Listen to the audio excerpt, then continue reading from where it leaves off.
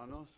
Siempre es un placer el poder compartir juntos la palabra de Dios. Qué gran bendición el poder tener esta reunión con ese propósito.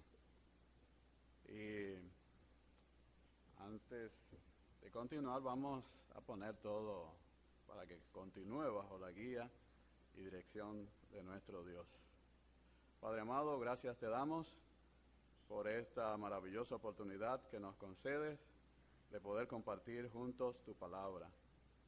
Gracias te damos, Señor, por este privilegio que aún tenemos de poder congregarnos, tus hijos, tu iglesia, que compraste a precio de la sangre preciosa de tu Hijo amado Jesucristo, quien de manera voluntaria vino a este mundo y tomó nuestro cuerpo, tomó nuestra misma naturaleza humana, y no solamente esto, sino que fue siervo obediente hasta la muerte, y muerte de cruz, comprando así a precio de su sangre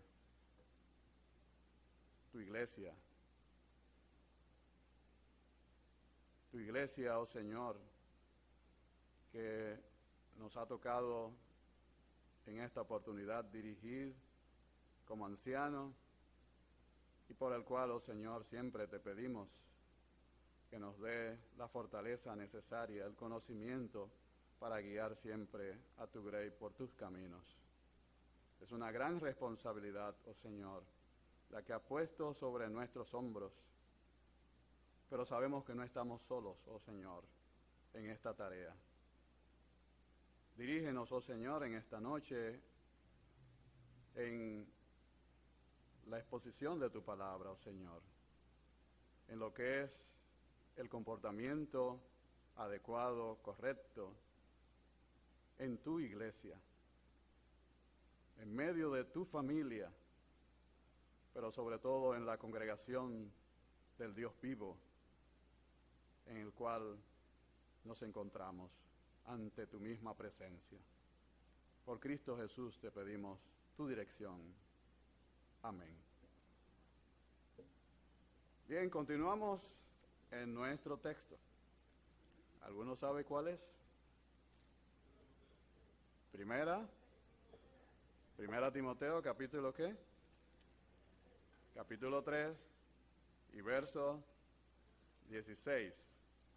¿No? Estamos en este hermoso himno, o una declaración de fe también. Este hermoso himno que estamos todavía analizando. Y decía Charles Spurgeon, el príncipe de los pastores, el llamado príncipe de los pastores, hablando al respecto de la palabra de Dios, decía él, y cito: cuanto más cavamos en las Escrituras, más nos parece una mina inagotable de verdad.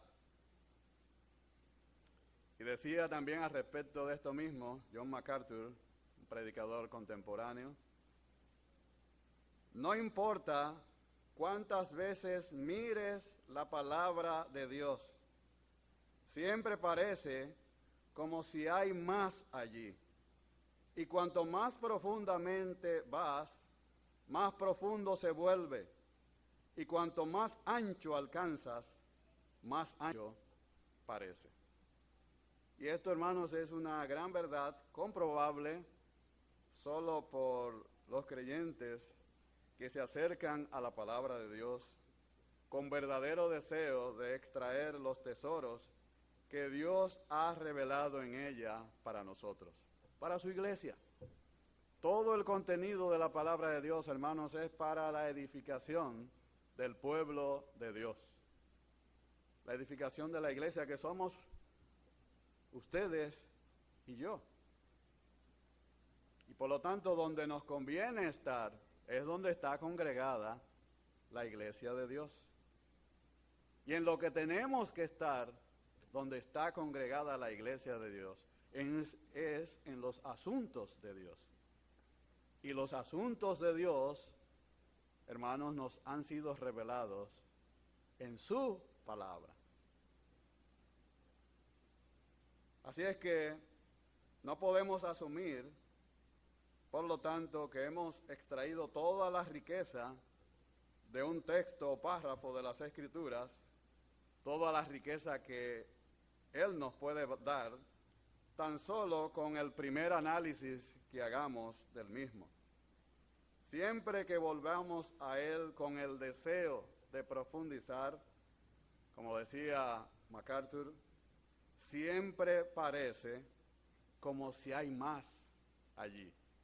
Y esa es la verdad. Cada vez que creo que termino con el pasaje, me encuentro que cada vez hay más allí. Así es que permítanme seguir profundizando en nuestro pasaje aún más. ¿O ustedes se han cansado ya de él? No, ¿verdad? Espero que no. Así que, 1 Timoteo, capítulo 3, verso 16. Estamos en el 16, hemos estado viendo desde el 14, pero hemos estado predicando en estas últimas intervenciones, en este verso 16, este hermoso himno. Dice el versículo 16 del capítulo 3 de 1 Timoteo: indiscutiblemente grande es el misterio de la piedad. Y aquí viene el himno, o esta declaración de fe, en forma de poesía. Dice el apóstol: Dios fue manifestado en carne. Ya hemos visto que el texto original no expresa específicamente Dios. Dice más bien, Él fue, o el que fue. Y indudablemente que hace una alusión, una clara alusión al Señor Jesucristo. Entonces, Dios fue manifestado en carne. Son 6 frases que encontramos aquí. Y así mismo debe estar escalonada en su Biblia, muy probablemente. Dice, Dios fue manifestado en carne, la primera frase. Justificado en el Espíritu, la segunda. Visto de los ángeles, la tercera. Predicado a los gentiles, la cuarta. Creído en el mundo, la quinta. Y recibido arriba en gloria. Es decir, que todas estas frases giran alrededor de la persona de Jesucristo. Y hemos analizado precisamente ya de este himno o declaración de fe lo que es su estructura poética. Decíamos que el uso del paralelismo, un método propio de la poesía hebrea, lo vemos en por eso decimos himno, o sea, por eso los estudiosos han encontrado en él más bien un himno antiguo que se cantaba en la iglesia en sus inicios, por el paralelismo hebreo propio de las poesías hebreas, que consiste en colocar 2 versos en paralelo, cuyas ideas o temas que trata se contrastan, por un lado, es decir, se oponen, o se explican, o se complementan. Aquí hay 6 frases que podemos verlas en forma de frases paralelas, es decir, que forman 3 pareados, donde cada 2 frases están en paralelo, y vimos en este texto que está compuesto por esos 3 pareados que son las que dan forma a esta declaración de fe o himno antiguo de adoración a Cristo, en donde se nos van presentando estos contrastes al respecto de la real condición humana de nuestro Señor. Dice la primera frase, el que fue manifestado en carne, que es paralela con la siguiente que dice, fue justificado en espíritu, en donde La carne de la primera frase, el que fue manifestado en carne, que es débil, o sea, ese es el contraste que encontramos con respecto a la segunda, que dice, fue justificado en espíritu, el espíritu que imparte poder. La carne que es débil, contrastada con el Espíritu Santo que imparte poder. Fue visto por los ángeles, nos dice la tercera frase, paralela con proclamado entre los gentiles, en donde ángeles de la primera frase, es decir, los seres celestiales, es contrastada con los gentiles, es decir, los seres terrenales. Y nos dice el último pareado, y fue creído en el mundo, que es paralela con fue recibido arriba en gloria, en donde el mundo, que es inferior, y aquí abajo, es contrastado con la gloria, que es superior y de arriba. Vimos también parte de su contenido cristológico y su posible orden cronológico. Y al respecto de esto dijimos que el himno va presentando estos contrastes respecto a la condición humana y terrenal de nuestro Señor Jesucristo. Y el pensamiento a través de ellos es de glorificación y exaltación celestial. O sea que, aunque la palabra carne en la primera frase indica ciertamente la humillación de nuestro Señor y Salvador Jesucristo, que el apóstol Pablo explica muy bien en Filipenses capítulo 2, verso 5. Filipenses capítulo 2, verso del 5 en adelante, dice el apóstol escribiendo a esta iglesia también: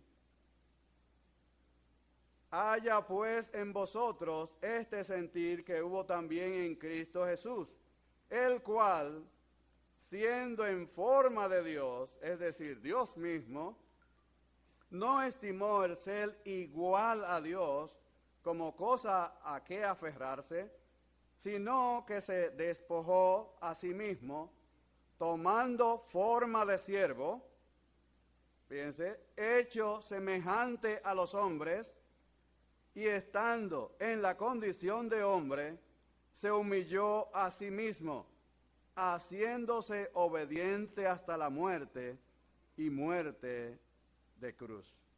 Por lo cual, Dios también le exaltó hasta lo sumo, y le dio un nombre que es sobre todo nombre, para que en el nombre de Jesús se doble toda rodilla de los que están en los cielos y en la tierra y debajo de la tierra, y toda lengua confiese que Jesucristo es el Señor, para gloria de Dios Padre. Y aquí, precisamente en este pasaje, encontramos otro himno. Fíjense cómo Pablo hace uso de este recurso, los himnos que cantaba la iglesia primitiva para impartir enseñanzas cardinales, en este caso respecto a nuestro Señor y Salvador Jesucristo y su encarnación. Y por lo tanto, la expresión manifestado en carne de nuestro texto señala su naturaleza exaltada y gloriosa. Hacerse humano por parte de nuestro Dios, de nuestro Señor, fue un acto voluntario de renuncia y no implica que Él se quitara su divinidad o que intercambiara la deidad o su deidad por la humanidad. Es decir, por lo tanto, que la divinidad sublime en carne humana se nos reveló. Es lo que está diciendo el apóstol en este pasaje nuestro de 1 Timoteo 3:16, en este himno.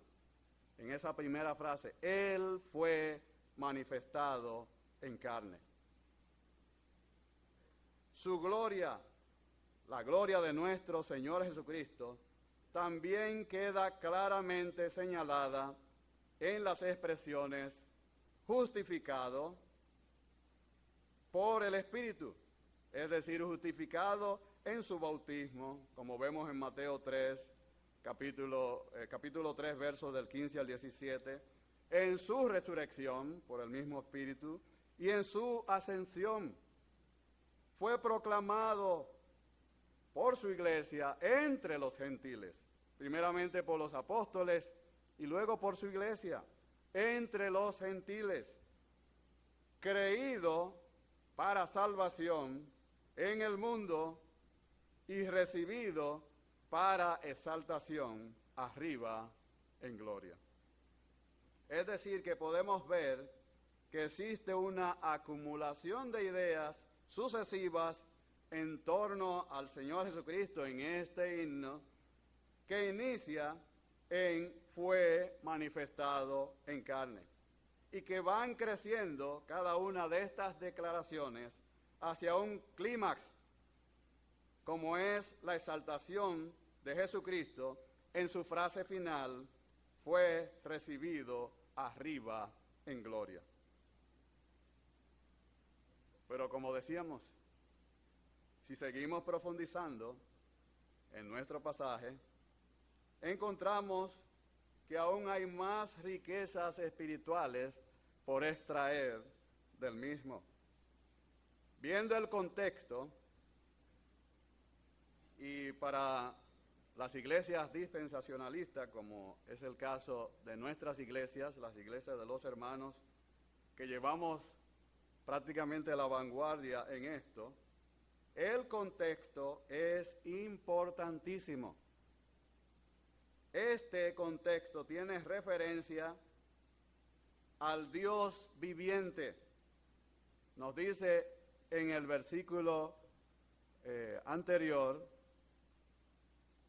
dice el apóstol Pablo en el versículo 15, para que si tardo, o sea, versículo 14, para que tomemos la idea, esto te escribo, dice el apóstol, a Timoteo, y lo que viene a continuación es una ampliación de la idea, o sea, aunque tengo la esperanza de ir pronto a verte, pero esto te escribo, y el verso 15, para que si tardo, sepas cómo debes conducirte en la casa de Dios, que es la iglesia del Dios viviente, columna y baluarte de la verdad. Ese es nuestro contexto. Tiene referencia al Dios viviente, la iglesia del Dios viviente. Y el Dios viviente es precisamente el único dueño de esta iglesia, de la iglesia que fue comprada a precio de la sangre preciosa de Jesucristo. Y es importante reconocer que nuestro Salvador es un Dios vivo, contrario a los dioses de cualquier religión conocida o a cualquier fórmula mágica de misterios como las planteadas por el gnosticismo en aquella época o cualquier otra derivación de ellos, de estos tiempos modernos, que solo procuran la ilusión de mejoras externas en la condición arruinada en la que mantiene el pecado a todos los seres humanos. Esa es la realidad. La época de Timoteo estaba llena de dioses que no eran más que estatuas inertes y sin ningún poder de impartir ni vida física, ni vida espiritual, ni mucho menos vida eterna.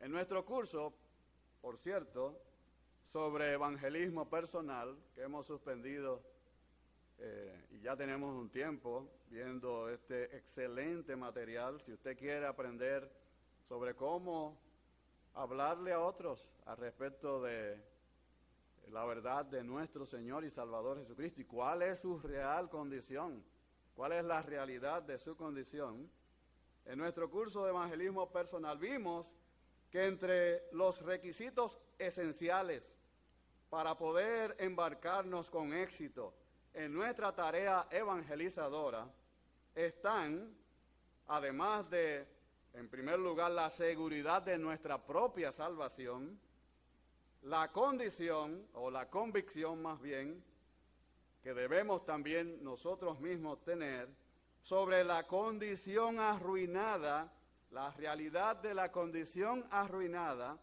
en la que está el hombre sin Cristo, para que podamos asumir verdaderamente la tarea con el compromiso y la urgencia que ésta amerita.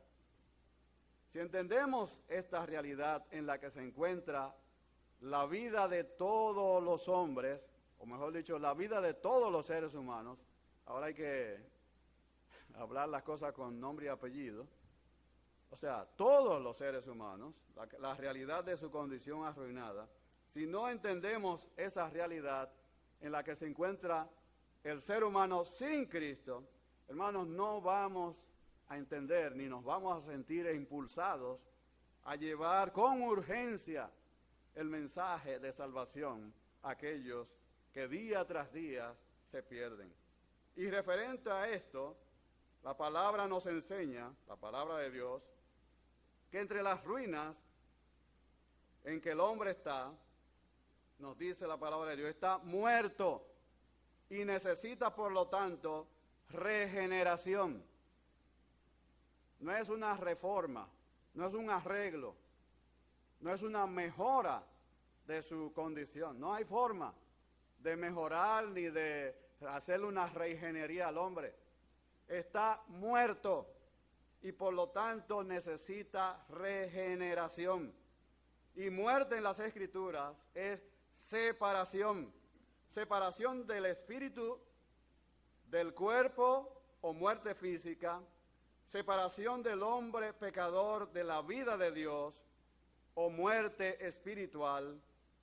Y su destino es hacia la muerte segunda, si no cambia de curso su vida, hacia la muerte eterna.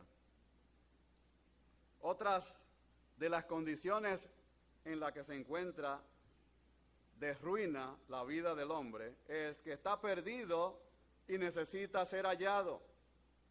Es un esclavo de Satanás, del mundo y de la carne, y necesita redención, es decir, ser comprado y sacado de allí del mercado de los esclavos en el que está. Es ciego y necesita iluminación, no es capaz de ver cuál es la realidad de su condición. Y necesita ser iluminado por la palabra de Dios para que pueda entender la realidad de su condición. Es rebelde, está en contra de la voluntad de Dios y necesita reconciliación. Es un criminal y necesita justificación. Es deudor y necesita perdón. Ante tal condición de ruina humana, podemos ver, hermanos, que no hay nada que podamos ofrecer de nuestra conducta anterior que pueda ser del agrado de nuestro Dios. A veces no pensamos que somos tan buenos, que somos mejores que los de afuera. Hermanos, somos de la misma materia, estamos hechos del mismo material y tenemos los mismos problemas. Aún conservamos en la casa de Dios las mismas conductas que tenemos o que tienen los del mundo. Queremos preservar esos mismos gustos y mantenerlos allí. Se nos hace difícil desarraigarnos de ellos, quitarnos de ellos, deshacernos de ellos. Así es que este recordatorio sobre quién es nuestro Dios, un Dios vivo, seguido de la declaración de fe sobre nuestro Señor Jesucristo, contenida en el himno, animarían sin lugar a dudas el corazón del fiel, pero también temeroso joven Timoteo, como también de la iglesia en sentido general. Hay también en nuestro himno una gran verdad sobre nuestro Salvador, que se encuentra de manera implícita en el texto de este himno. Jesucristo, el que fue manifestado en carne, tal como dice en su primera frase, es Dios sobre todas las cosas. Romanos 9:5 nos dice el apóstol Pablo, el cual es Dios sobre todas las cosas, bendito por los siglos, preexistente, coexistente y Dios mismo, como nos dice Juan en el capítulo 1, verso 1. En el principio era el Verbo, y el Verbo era con Dios, y el Verbo era Dios. Es el creador de todas las cosas. San Juan 1:3. Todas las cosas por Él fueron hechas, y sin Él, nada de lo que ha sido hecho fue hecho. El universo, los planetas, la humanidad, los animales, los ángeles, todas las cosas visibles e invisibles. Sin Él, nada de lo que ha sido hecho fue hecho. No hay en esta expresión ninguna excepción posible. Cuán extraordinario, hermanos, es el universo. El hombre, por más que trata de escudriñar, es incapaz de alcanzar la vastedad del universo. Está mandando naves para tratar de ver qué más pueden encontrar fuera de él.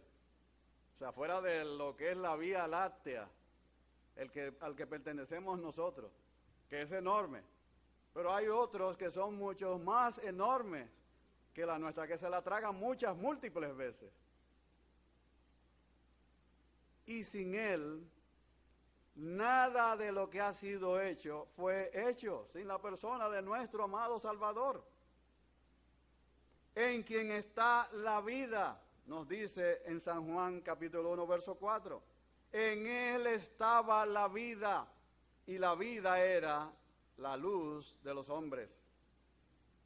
Y quien es nuestro gran Dios y Salvador, nos dice Tito capítulo 2, verso 13. Nuestro gran Dios y Salvador, Jesucristo. Hermanos, como si esto no fuera poco, y cabeza de la iglesia. Nos dice Pablo en Efesios, capítulo 1, verso 22. Y sometió Dios, Padre, todas las cosas bajo sus pies, y lo dio por cabeza sobre todas las cosas. ¿Ustedes saben a quién? A la iglesia. A la iglesia. Él es quien se encarnó, hermanos, quien tomó nuestra naturaleza humana. El Dios viviente, el dueño del universo y todo cuanto existe, y dueño también de la iglesia, es quien tomó nuestra naturaleza, quien se encarnó. Y este himno resume esta verdad fundamental en esta expresión tan sencilla. Él fue manifestado en carne. Es decir, transitó desde lo sublime hasta los niveles más bajos de la existencia misma, al nivel del hombre, el ser más débil del universo. Es decir, que el ser más fuerte que existe se hizo el más débil que existe. En el texto figuran Dios, los ángeles y al final el hombre, como el más débil de todos. Y fue a ese nivel que bajó Dios para comprar con su sangre, para hacer posible comprar con su sangre a este ser insignificante y además perdido. Si por algo o si algo el salmista se pregunta en el Salmo 8 y verso 4, es: ¿qué es el hombre para que tengas de él memoria? Y el Hijo del Hombre para que lo visites. Si vemos todo esto, hermanos, tenemos que entender que la pregunta que se hace el salmista, oye, dice, es que no es concebible. Lo que ha ocurrido no es concebible para la mente ni de los ángeles, porque los ángeles mismos, los seres angelicales, se asombraron y cantaron gloria a Dios en las alturas. Precisamente estamos recordando el nacimiento de nuestro amado Salvador en este mes y en estos próximos días. ¿Qué es el hombre para que tengas de él memoria y el Hijo del Hombre para que lo visites? Una pregunta retórica cuya respuesta es obvia. No podría ser otra cosa que alguien estimado en mucho por el Dios dueño de todo el universo y todo cuanto existe. Alguien estimado en mucho.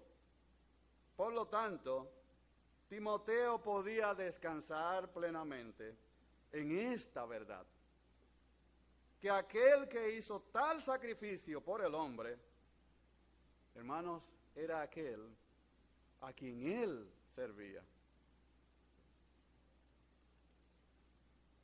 Por otro lado, era también necesario recordarle a Timoteo no solo que el Dios viviente estaba de su parte, imagínense,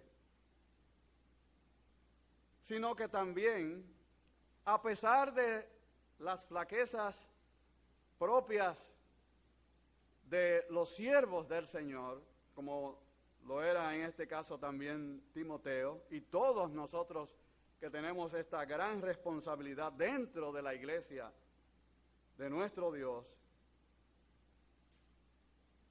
el Dios viviente también, a pesar de todas nuestras flaquezas, podemos esperar ser comprendidos plenamente por Él a un nivel único.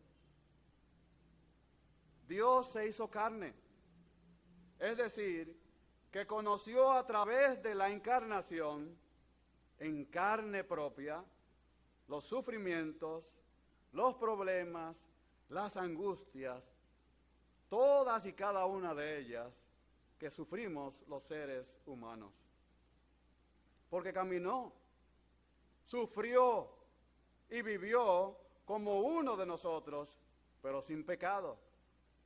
Por ello es un Salvador comprensivo, que nos entiende en nuestros momentos de flaquezas, de angustias, de falta de fe, de muchas dudas.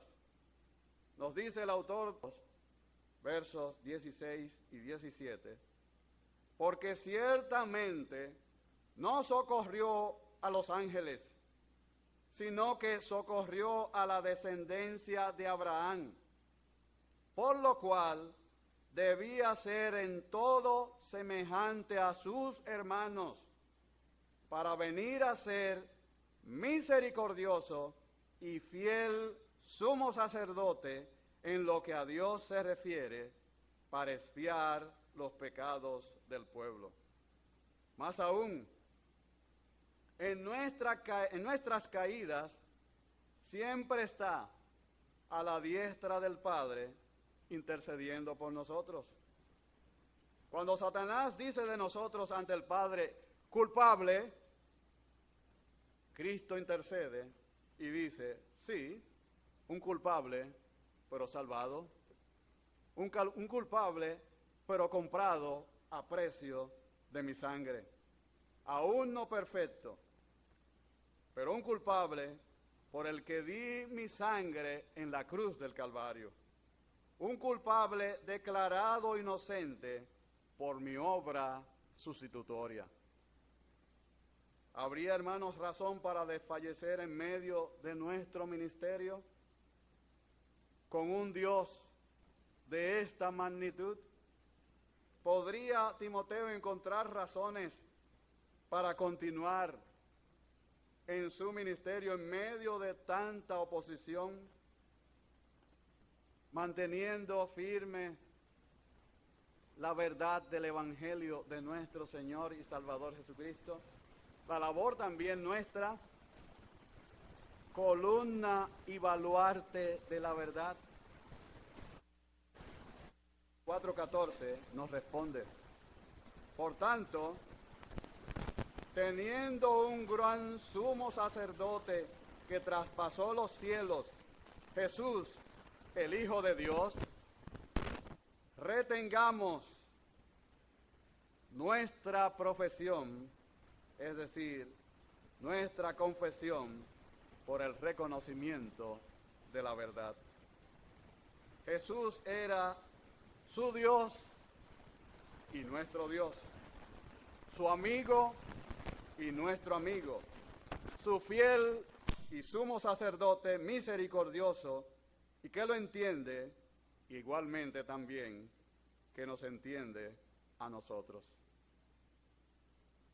También Pablo sabía que Timoteo, al leer este pasaje, reconocería la secuencia única que tiene este himno, el movimiento de la tierra al cielo, de lo terrenal a lo espiritual, de la humillación a la exaltación de nuestro Señor Jesucristo, nuestro ejemplo supremo de entrega al servicio fiel de la voluntad de Dios.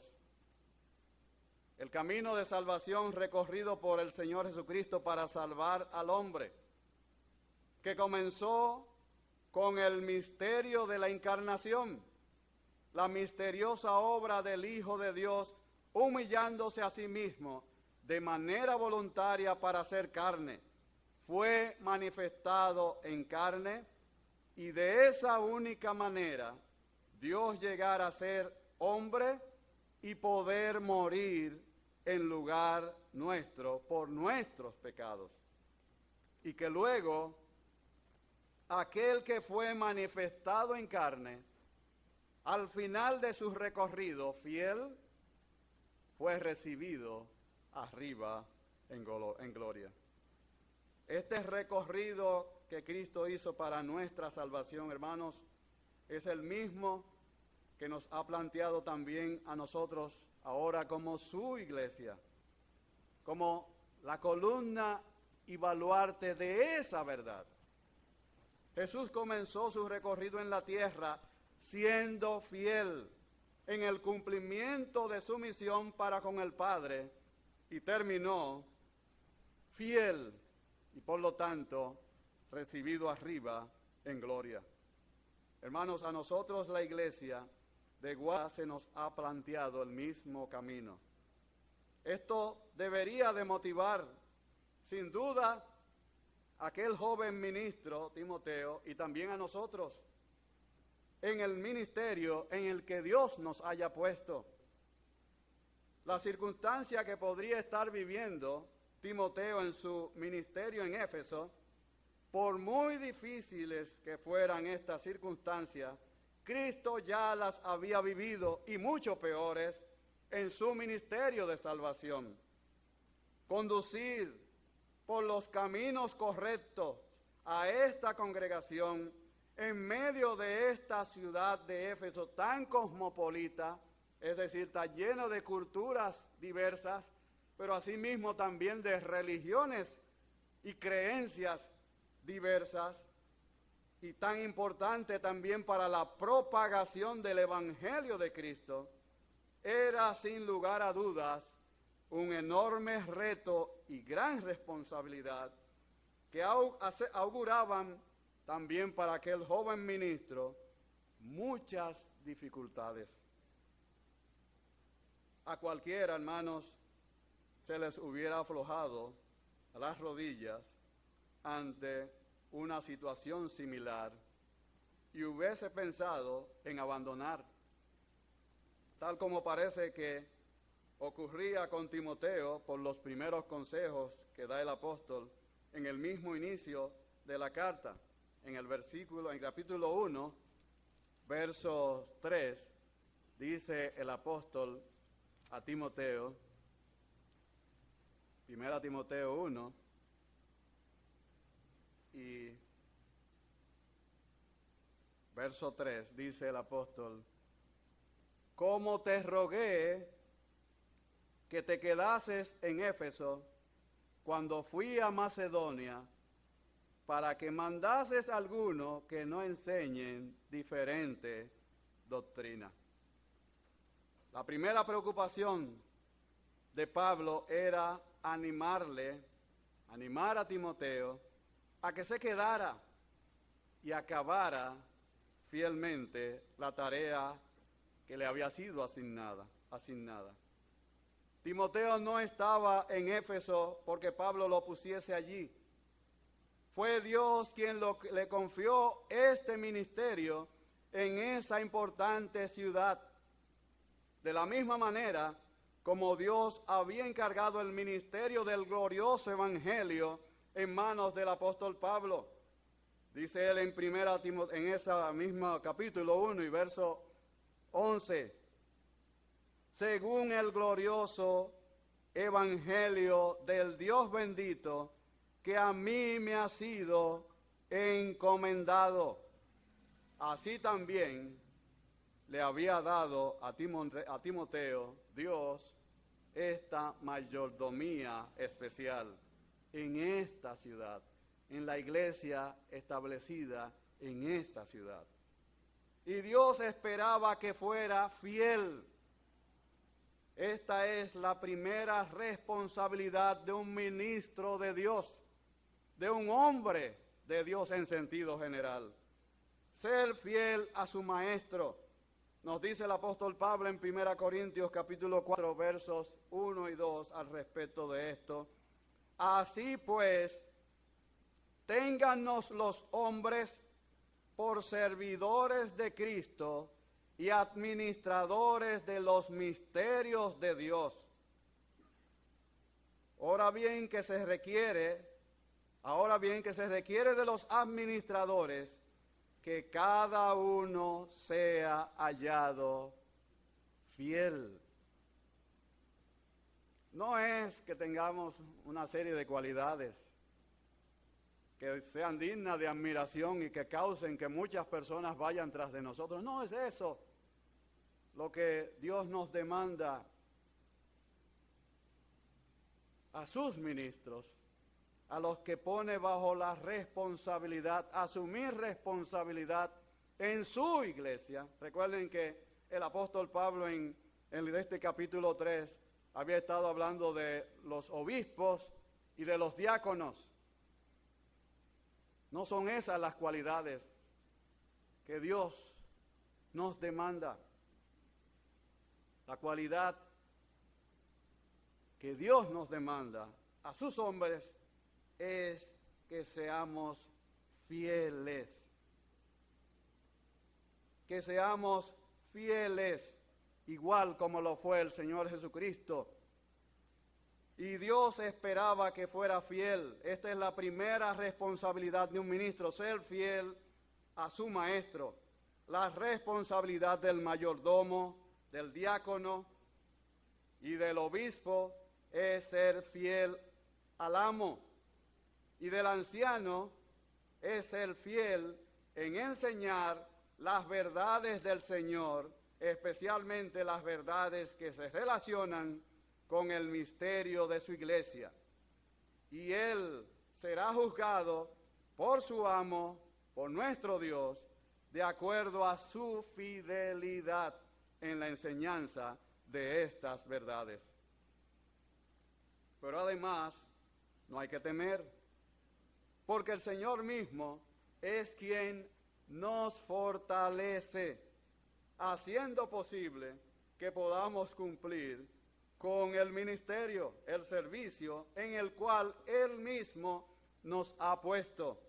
Dice el apóstol Pablo en el versículo 12 del capítulo 1, doy gracias al que me fortaleció, a Cristo Jesús nuestro Señor, porque me tuvo por fiel, poniéndome en el ministerio. Y dice en el versículo 13, habiendo sido yo antes blasfemo, perseguidor e injuriador, mas fui recibido a misericordia, porque lo hice por ignorancia, en incredulidad. Pero la gracia de nuestro Señor fue más abundante con la fe y el amor que es en Cristo Jesús, haciendo posible, hermanos, para nosotros, el Señor mismo, el camino hacia la victoria y la gloria que ya Él obtuvo para nosotros. Nos dice San Juan 16:33, en el mundo tendréis aflicciones, pero confiad, yo he vencido al mundo. Que el Señor nos bendiga.